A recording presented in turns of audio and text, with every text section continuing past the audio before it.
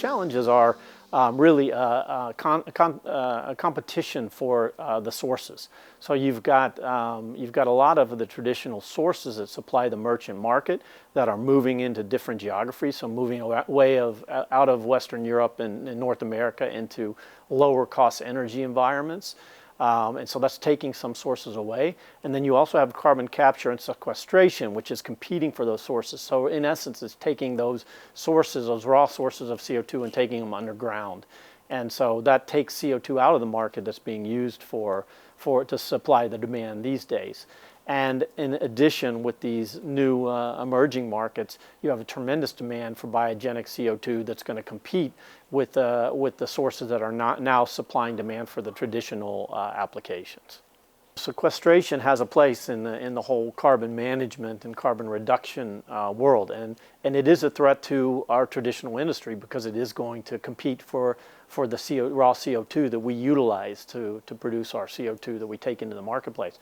So if it goes underground, we can't use it for our products. So yes, it is a threat and is a competition, but I think it's also a necessary part of the whole movement around carbon reduction.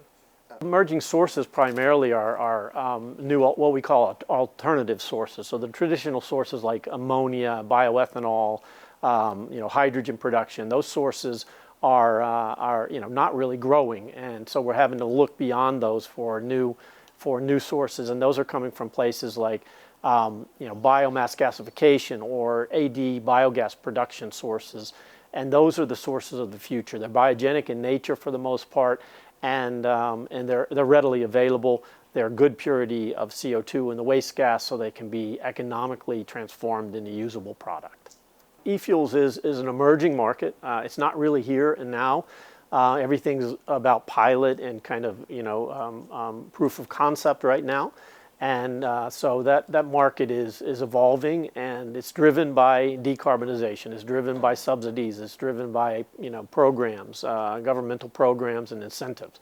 So it's going to take a while to develop, and we're going to have to figure out how we're going to supply this, because as I said earlier, these are very, very large users of CO2, much, much bigger than what we're used to in the industry, and this could completely change the face of CO2 supply. We need to keep an open mind, and we need to work hard. We need to keep an open mind for the development of alternative sources and try to figure out how we do that, not why we shouldn't.